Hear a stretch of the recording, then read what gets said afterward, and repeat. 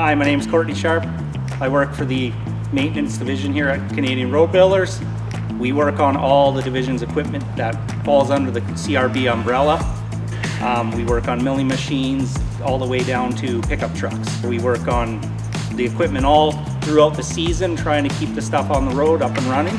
And in the year end, after season's done, we go through the equipment and we rebuild and do all the repairs to get all the equipment necessary ready for the next season. One of the big things we do here, track repairs on our big grinding units. And we replace all the tracks, all the pads, bearings, bushings, rollers, everything that needs to be done with that. We also do small equipment, pickup trucks, we do services, a lot of maintenance.